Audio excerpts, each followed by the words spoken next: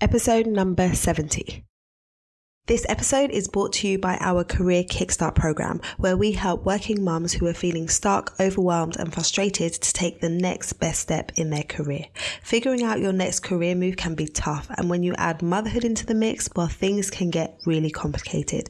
So through our program, we help you to move away from being frustrated and overwhelmed to getting to a place where you are loving your work and life. If this sounds good to you, then head over to our website at www.lightboxcoaching.com and find out more information.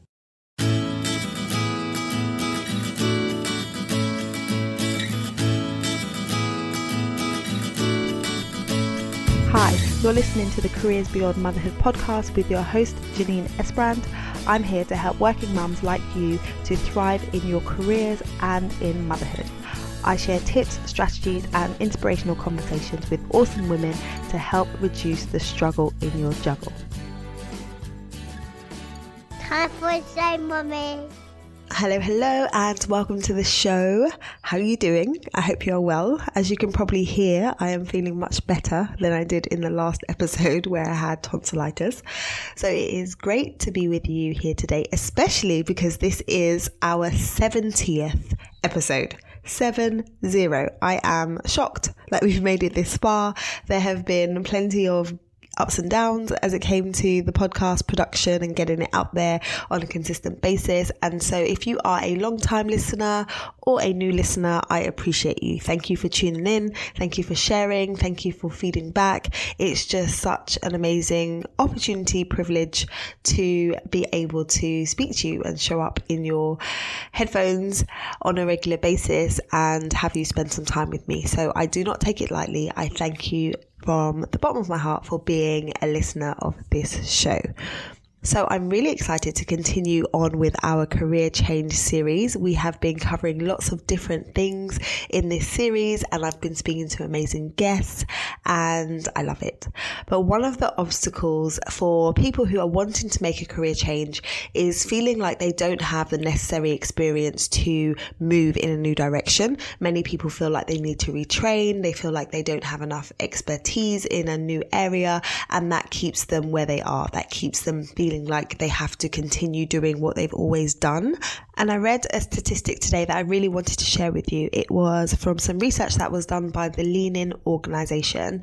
And it said that men apply for jobs when they meet 60% of the criteria, while women wait until they meet 100%. And isn't that so true for many women? If you can relate to this, where you look at a job spec and you look down at the specification and you might meet some of the criteria, but if you don't meet all of it, then you say, I can't apply for this role. And so if you're in a situation where you are looking to make a career change, there may be experience that they are asking for that you haven't yet done, and you completely discount the role and say you can't do it, despite the fact that your experience and the skills that you've gained and your technical ability may well be transferable into this new role, and that you could get up to speed quickly and learn what you need to do and execute and add value. Because you are not ticking the box on the job spec, you then discount yourself without actually going for the role. That is so common. But I love that we're looking at this and challenging whether or not that needs to be the case. And today on the show, I am interviewing an amazing man who is a fellow coach, and he specializes in helping people from non-traditional backgrounds find and land roles in big companies. He also helps people who have taken a career break and they're looking to see how they can bridge that gap and move into big roles in big organizations. So he's helped people land roles in big companies like Apple and Microsoft and lots of different companies. And he's just incredible. I love his approach because he helps people to apply without using online job applications. Now, in today's world, it feels as though that is the way that you search for a job. If you want to search for a job, you go on an online job board and you submit an application, that isn't the only way, and it's not the most effective way. And if you've been following me for any length of time, you will know that I talk about the power of the hidden job market a lot. I share with my clients that most jobs are not advertised, and so it's important for you to understand how you apply for roles in the job market in the most effective way. And so I'm going to be diving into this conversation with Austin Belcack, and he is going to be sharing some amazing insight and nuggets with you. So I would suggest you go grab a pen and paper, and without further ado, let's jump right in. Hi, Austin. I am so excited to have you on the show today. Could you take a few moments to introduce yourself and tell us a bit about you? Sure, Janine. Well, first, I'm super excited to be here, and thank you so much for the opportunity. I really, really appreciate it. And I'm pumped to talk a little bit more about career stuff, what I do, and hopefully we can help people land in a job that they're interested in, or at least get them to take the first couple of steps. So for me, I do two things right now. One, I work full-time at Microsoft. I work in partnerships on our advertising business. I've been doing that for about 4 years. And then outside of that, as a side hustle right now, I basically run this site called cultivatedculture.com, which is aimed at teaching people how to land jobs in today's market. So the big pull for me and the big approach that I take is helping people who, one, come from non-traditional backgrounds or maybe coming back from a gap, be it from maternity or something else, people who feel like, they don't meet those qualifications on paper necessarily, or they have something that makes them a bit less traditional than your regular applicant who's followed, they followed the path and they've climbed the ladder and they've done the whole thing. So that's the first piece. And then I also teach people how to do that without applying online, because online apps these days, I'm sure if people listening have submitted an app or 10 or 100, that it can be a bit of a black hole. You don't always hear back, or you get those automated rejection letters and you feel like, I wish if somebody would just give me a chance, I know I can do this job, especially women who had an amazing career and then they took some time off for maternity and now they're feeling like it's hard to break back into the workforce. It's really, really tough when you're relying on an 8.5 by 11 black and white piece of paper to do the talking for you. So I teach people how to leverage some strategies to build relationships, to showcase their value, and to get hired without applying online. And so I've been doing that for about 3 years now. And we've had about 50,000 people come through the community in the last 3 years. And they have basically taken all these tactics to go on and land jobs at places like Google and Microsoft, Twitter, Apple, Amazon. And those are the fancy sounding ones, but really across the board, all levels of experience, all industries from tech to healthcare, finance, consulting, you really name it. And we've had people come through the community. So that's basically been the big passion project for me for the last couple of years. And it's the reason we got connected. And I'm super excited to share more today. Oh, it's so awesome. So awesome. And so much I want to ask you about, because I love the fact that you also have a portfolio career, as in have your day job and then you have your business, similar to me, because I'm a lawyer as well as a coach. So that's awesome. And a lot of the women that I work with on the coaching side struggle because they, if they're looking for either flexible working or part-time working, they go on job boards and then they're like, there's nothing out there. It's not going to be possible for me. And I say to them all the time that most of the roles are not advertised and you need to tap into the hidden job market, because if you go by that, it's going to feel like it's not possible for you to either get back into work or to work in a way that works for you and your family. And so I'm excited for you to kind of share with us more around the strategies that you implement where it's more focused away from the online job boards that drive people crazy and the strategies that actually work. So before we do that, tell us a little bit about your kind of career journey. So where did you start off and how did you end up at Microsoft?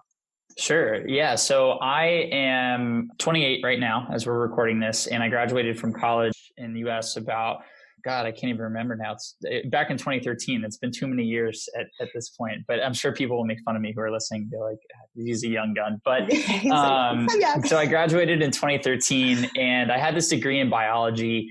And to be honest, I was a pretty terrible student. I never really paid attention to my grades. I always thought that these classes we were taking would never apply in the real world. So I thought they were dumb and I didn't really try my best. And I ended up graduating with a pretty bad GPA. But on top of that, I didn't really think about what I would do long term, because so many people told us that if you go to college and you pay hundreds of thousands of dollars for an education, that you would be guaranteed a job, more or less. That's the whole point, right?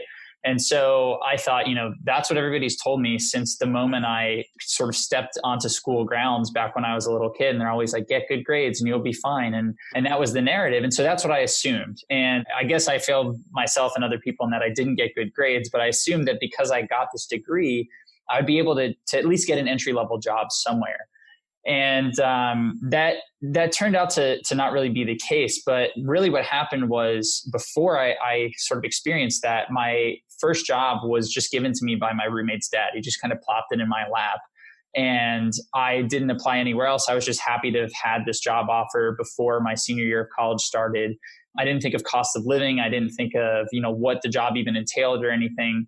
And so fast forward to graduation, I leave college and I start in this job. And first I'm getting paid $35,000 a year US. So that's not very much. And about 75% of my income went to the apartment I was renting. And then about 20% of it went to paying my car payment and insurance because I needed my car for my job. And then I had about 10% to live on, which was not nearly enough. So right out of the gate, I racked up about $10,000 of credit card debt in the first couple of months because I had no idea how to manage my finances. I hadn't thought about a million things that you should think about when you're making these big life decisions. And I just said yes on a whim. So that put me in a bad place. But then on top of it, I realized quickly that the job wasn't for me. One, my boss was a really terrible human, I guess, more or less. And he would always tell me, you're not good enough. You don't have a future in this industry. You're not smart enough. You're never going to make it happen. And I was a junior rep at the time. So basically, if anybody or anybody listening, if you know somebody who has had a hip replacement or a knee replacement, my company basically created the implants that go in the patients. And so it was my job to go out to these different surgeries or these different hospitals and cover the surgery. And one, it's terrifying that they let a 21-year-old kid who with failing grades do that. That's a different story. but it was crazy because I was kind of like the backup rep. So if one of our representatives at a hospital had their kid called in sick from daycare and they had to stay home or whatever, I had to go out and cover the case. And so I was usually up at 3:30 in the morning to go drive 2.5 hours to get to the hospital in time for surgeries at 6 in the morning. And that was grueling. I did that 5-6 days a week. And so all this stuff was just kind of adding up to it being a terrible job for me. And so I decided that I was going to make a switch, and I figured I would shoot for the moon. So I was like, this was back in, again, 2013, 2014, tech is really hitting its stride. So I was like, I'll go for one of these tech companies because they seem like the future. I'll go work at Google or Facebook or whatever.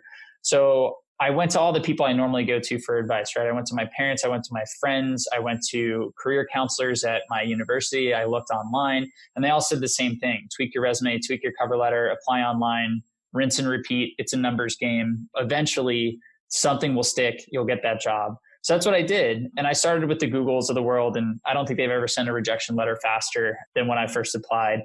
And I just started scaling it back after I wasn't getting results. And after the first month, I'd applied to about 100 jobs and I hadn't gotten called back for any of them.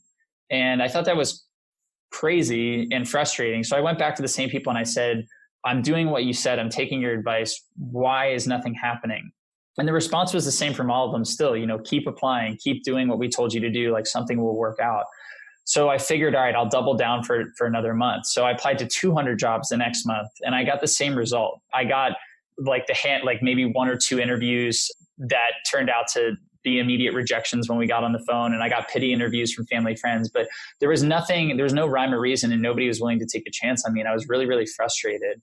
So the definition of insanity is kind of doing the same thing over and over again and expecting a different result, right? And so I knew I wasn't crazy, but I knew that this thing that I was doing was crazy because it just didn't make any sense with that scale to get no results. And so I wrote down the criteria that I want because I knew that there were people in these jobs that were my age. So I wrote down the criteria that I want. I said I wanted to work at a major tech company. I want to be living in a major city like a New York or an LA or San Francisco. I want to be making 6 figures a year. I want to be doing it all before the age of 26. And then I went out on LinkedIn and I found people who met those criteria and I started talking to them.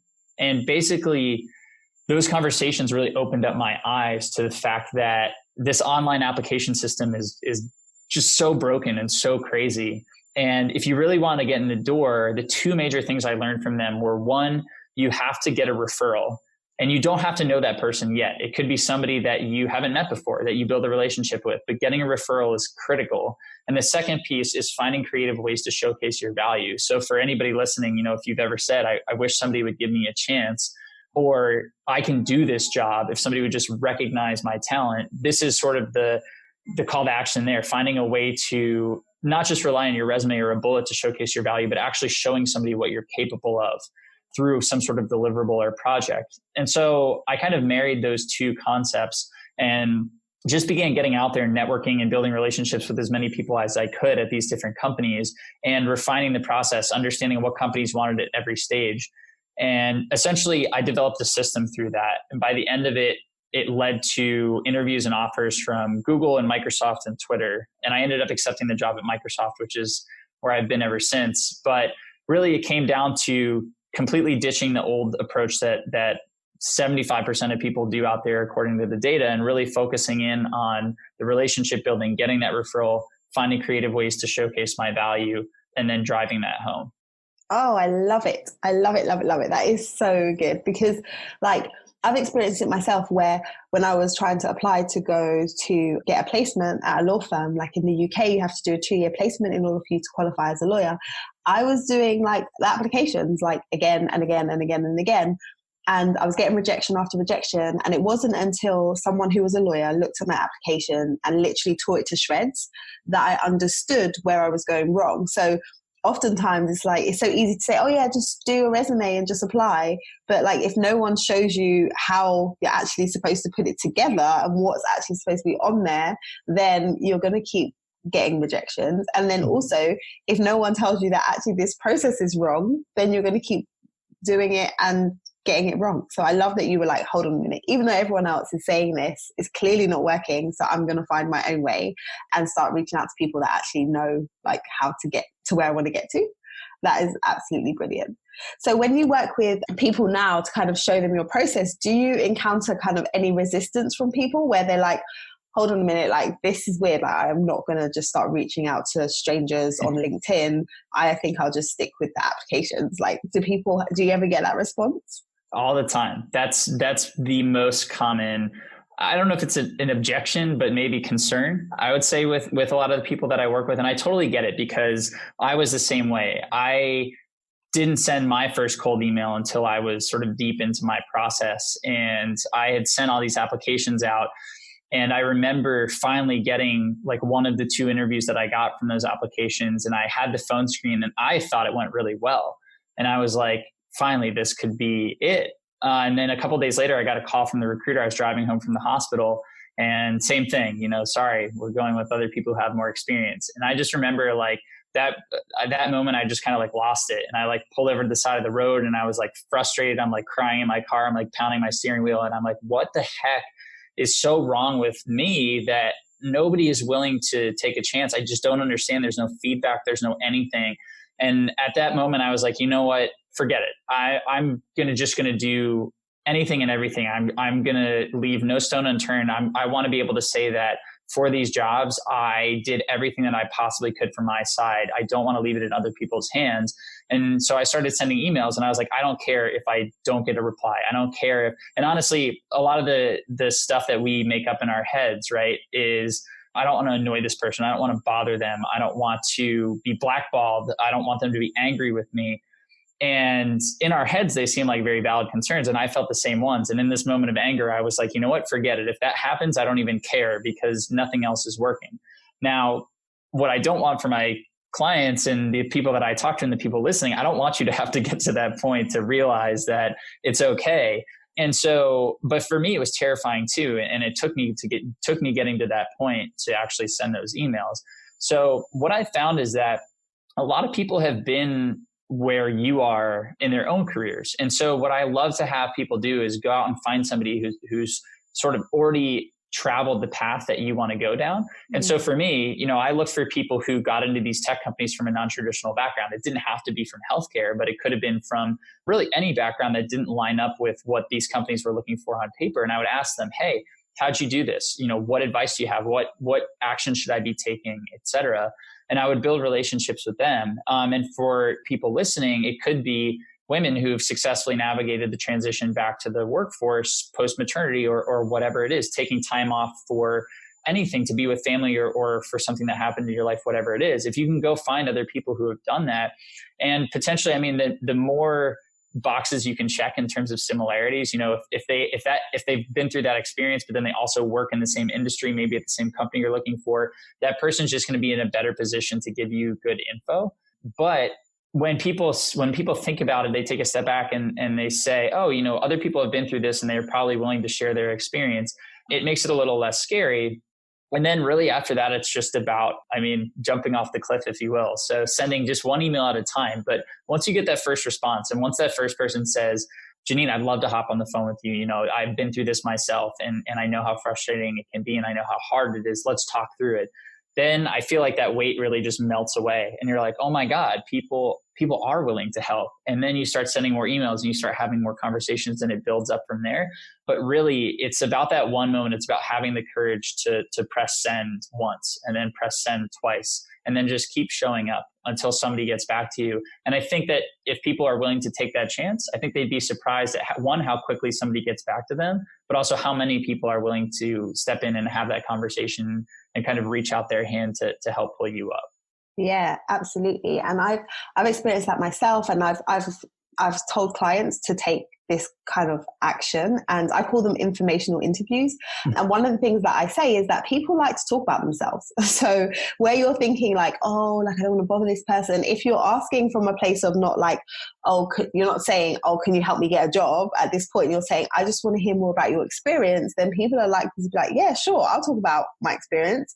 And so I guess for people, reframing it and not having it in your head as like, oh, I'm bothering this person, and instead saying like, this person's likely to want to just talk about their experience, can help to get you to take that first step.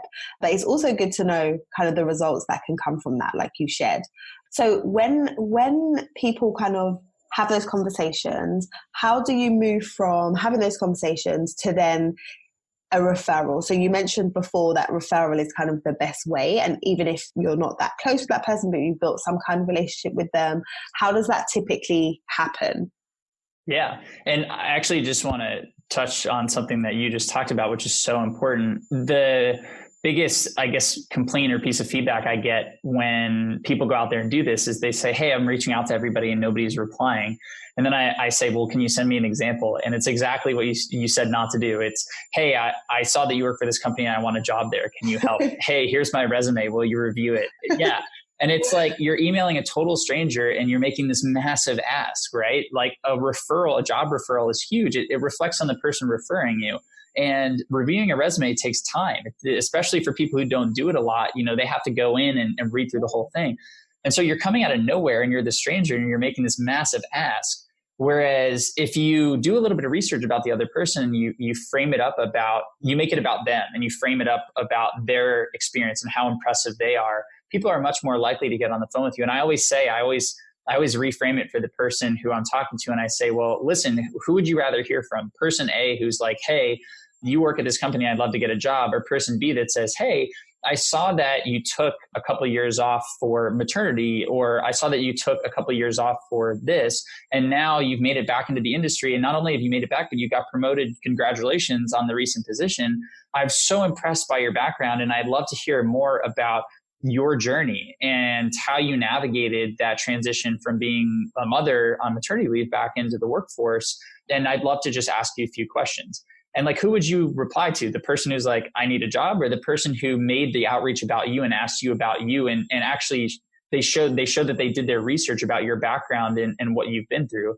I mean, it's going to be person B 10 times out of 10. And that rate at which you get the replies is going to be so much higher. So that's the biggest piece of advice that I have for people. And you checked off, you came right out with it. So I really appreciate you mentioning. And then going back to your question, the biggest part of translating that relationship into a referral is adding value. And so value is an interesting thing because it comes in so many different shapes and forms. And you never know. You could have one conversation with people and somebody may be like, well, how can I help you? And you can say, well, I'm looking for a job. And that's okay at the end of the conversation. If you let them talk about themselves and then finally they're like, I've been talking for 30 minutes. How can I help you? And you say, well, I'm in the market. Totally fine. And maybe they'll say, I'll pass on your resume. Great.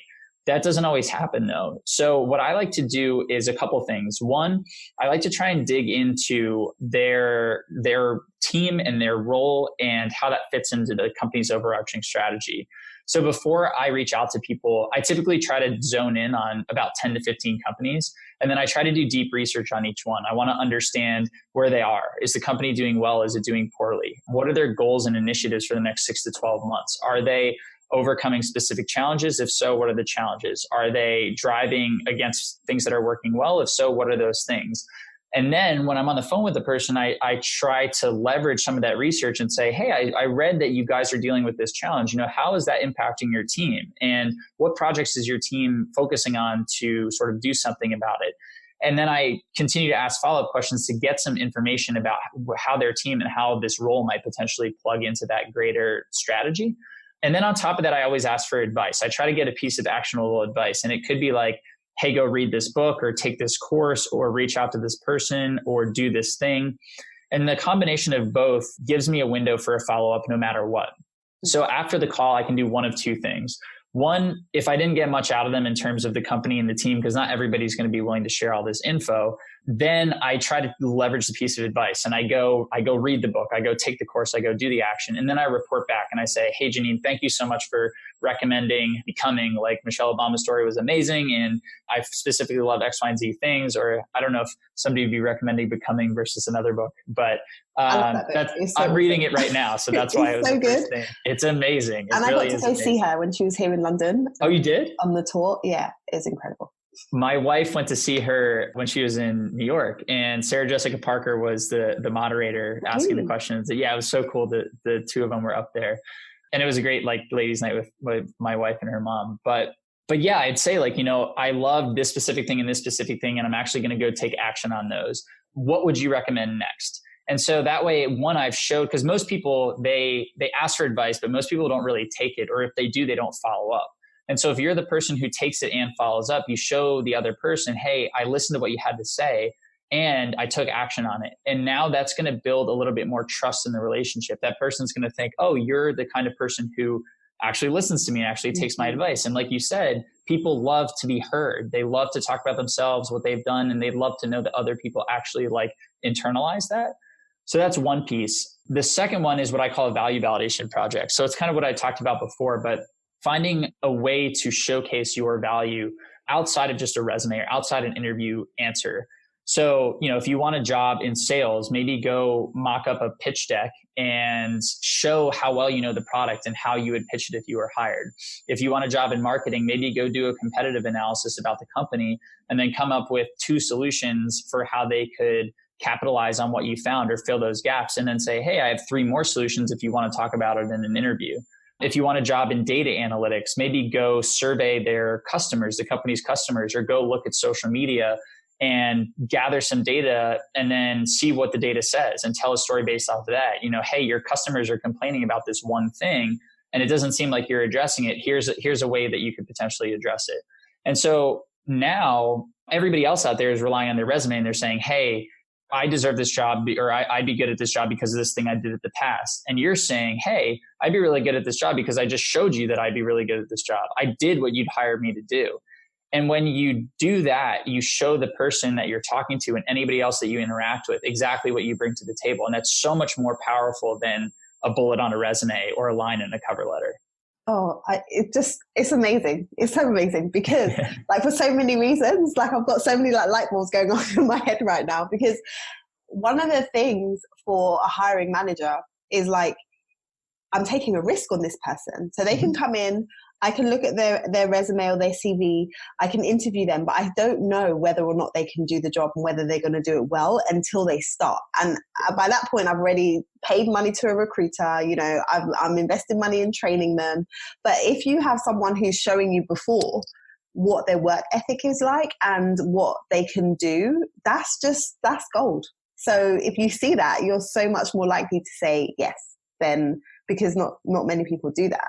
And the other thing I thought of while you were speaking is that people spend a lot of time in the whole like job online application process. Like if you're doing 100 applications, how much time are you spending? And you don't know if that's going to pay off. But if you were focused and you were like applying to 2 companies and doing what you just described, the time that you spend is going to be so much more, you'll get a better return of investment than just doing a scattergun approach and just getting lots and lots of applications out. So that's just such a better way to focus your kind of your job search, and you're more likely to get a yes from that.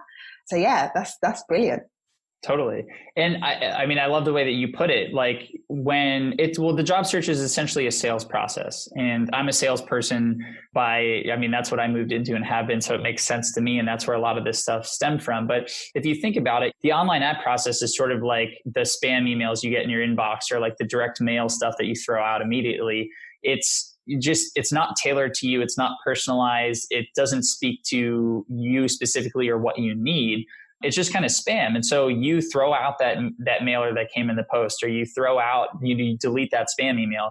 But when somebody sends you an email and they say, hey, I did research about you and I'm interested in you, and sort of the stuff that we were talking before, then you're much more likely to reply. And it's the same thing with this. If you send an online app to this company, so on average, there's about 250 apps for every open role, and only about 4 to 6 people are brought in for the interview. And so we can assume with 250 people out there's probably going to be 4 to 6 people who are more qualified than you are on paper, on their resume.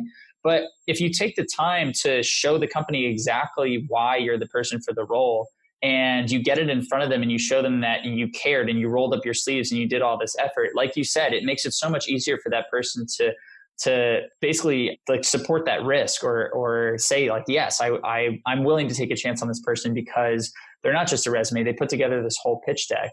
And so it's really about selling yourself, and selling yourself is all about quality and building those relationships and the value that you bring to the table versus the quantity. So yes, we are totally on the same page. Yeah. Brilliant. I like, as you can tell, I so geek out about this stuff. I'm like, I love same. So for the person who's like, okay, I've had a career break, I want to get back into work, I don't even know where to start with, like, what company would I work for? Or how do you drill down? So I know in your experience, you knew you wanted to work for a tech company because that was kind of the area that was of interest to you and the market was booming at that time. But if someone's like, I just really don't know, do you have any like tips on how you can kind of whittle that down and then decide where you should focus? Sure. Yeah. So the best thing that you can do in that situation, in my opinion, is just go out and use LinkedIn to find people who are doing something interesting. It could be they work for a company that you think is cool. It could be that they're in a job title that you think is interesting. It could be that they are working on a project. Whatever it is, whatever your criteria is for interesting, go find people who are doing that and send them the email that we talked about before. Hey, I saw that you're doing something interesting. Your experience really stood out to me. I'd love to have a few minutes to just talk to you about your accomplishments and the projects you work on, and how you like the role at whatever company. And as you start having more of those conversations, you can begin learning about what's out there and what you like and what you don't like. So you could talk to somebody and say, hey, I really like this part of your job, but I really don't like this other part. Is there a different role or title or function that focuses more on the thing I do like? And then that person can say, oh yeah, that's actually called this job title. And then now you can take that job title and go plug it into LinkedIn. And so the more conversations you have, 100% you're going to hear a lot more of what you don't like than what you do. But figuring out both is just as important, because honestly, I found that finding what you do like is sort of like a trial and error process where you cross off all the things that you don't like until something sticks. And so the more conversations you have with the more people from different backgrounds, the more you're going to learn about what's out there, how different industries work, how different companies work, how different job titles work, what their functions are, what they focus on. And that's going to allow you to say, after, a few of those calls or a few dozen of those calls, even if you have time, you can say, all right, based off of these calls, I'm really actually interested in this industry and this job title from what I heard. And now you can dial into that.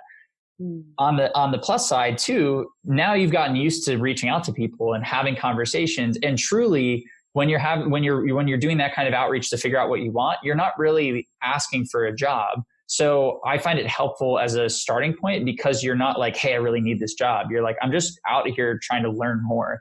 And so you naturally approach it differently than you would if you had the pressure of like, hey, I need this job. And so you'll see better results faster, and you'll feel more comfortable reaching out when you do actually know what job you want when you're dialing into that. So that's always what I recommend, because it's kind of like a quote unquote warm up for what's to come later, but also talking to those people, because job descriptions are super vague, right? And what people talk about online, it's hard to get a gauge of what specific job title does what. And then companies have different job descriptions for the same job title. And you're like, oh my God, my head's going to explode. But if you actually get out there and talk to people, you can hear from a real human being like, hey, this is what I do every day. This is what I worked on last quarter. This is what I'm focused on for the next 12 months. And then you can say, I love that. I don't love that. And you can ask them, based on what I said I like and what I don't like, who would you recommend I speak to next? And that is absolutely the best way to figure out what you want to do. Brilliant. Brilliant. Oh, I love to ask my guests, like, if they have any inspirational quotes or sayings that they either live by or like to share with others. Do you have one? Yeah, I think, there's a couple that I live by, I guess. So one of them, the best piece of advice I've ever gotten is only take advice from the people who already have what you want. And I think that's really where my whole job search strategy stemmed from, because of what we talked about. The people I was taking advice from, my parents, my friends, etc., they were successful in their own right, but they hadn't been where I wanted to go, and they hadn't come from the background that I was in. And so when I went and found those people who had, the advice became so much more relevant and the results came so much faster. So I try to incorporate that in everything that I do today. And then on top of it, I really like the quote. I think it was by Mark Twain, but it's, if you find yourself on the side of the majority, it's time to pause and reflect. And I think that's very true for what we talked about, where if everybody's doing the same thing and it doesn't seem to be working, maybe it's time to take a step back and say, why is everybody doing it this way? And is there a different way to do this? And then I don't have a quote for it, but I'm a big believer in sort of, if you believe it will happen, things will find a way to work out. And so what I do every morning, I wake up and I write out a list of things that I want to happen in my life. Now it's for my business and for my relationships and for personal goals and stuff like that. And I found, I go and look back at that same notebook from a year ago, and I've checked off a lot of the things that I wanted to do. And I think if you really focus in, you can call whatever you want. You can call it faith. You can call it like the universe or the secret, or you can call it the fact that you're looking at something every single day and you're tuning your brain to that because it's hard to ignore. Whatever you want to call it, I believe that it works. And so that's something that I really focus on. Yeah, it's brilliant. Oh, you shared so many golden nuggets. I can't wait for people to hear this, because I think that having the kind of practical steps that you can take is like gold dust for people. Often people are doing the same thing over and over again, or scared to do the thing because they think they're not going to get the results because they've had a bad experience in the past. So I love what you've shared. So I really appreciate you kind of breaking it down. So if people want to learn more about the process and what you do and where you are, like, where's the best place for them to find you? Sure. Yeah. So my website's easily the best place. It's cultivatedculture.com. And then if anybody has questions, you can feel free to email me. I can't be the person to tell you to email strangers and not reply. So if you just drop the podcast name in, I will definitely give you a reply. My email is austin@cultivatedculture.com. And then finally, I'm pretty active on LinkedIn. That's where I spend a lot of time. So you can also connect with me there and we can hang out and chat. But those are the best places to reach me. And if anybody's struggling with this stuff or has questions, I'm happy to help.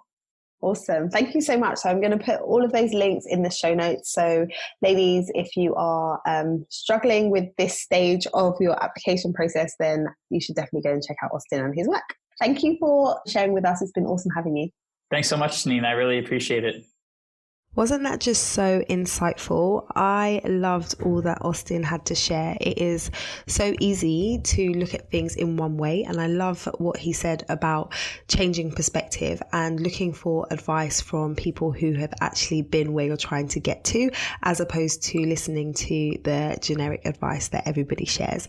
So I hope you feel empowered and encouraged to know that it is possible for you to change direction and to find a role that doesn't 100% match what you've been doing now, but that you are fully capable of doing. So if you want to learn more about Austin's work and connect with him, head over to the show notes at lightboxcoaching.com/episode 70, and you can grab the links over there. If you want to dive a little bit deeper in this and get support around making a career transition, then come and join us in the Careers Beyond Motherhood Movement Facebook group. I would love to connect with you there. You can join a group of amazing women who are building awesome careers beyond motherhood. I would love for you to leave us a rating and review if you are enjoying this series, if you like this podcast, because the more people that leave a review, the more people are able to find this show and join in the conversation.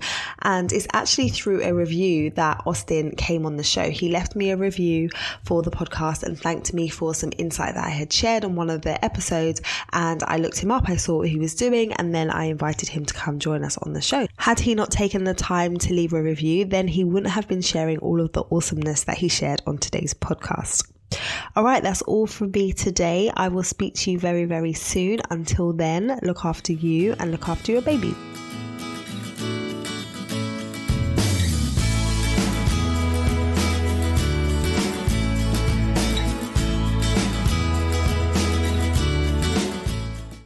This podcast features music from Ben Sound.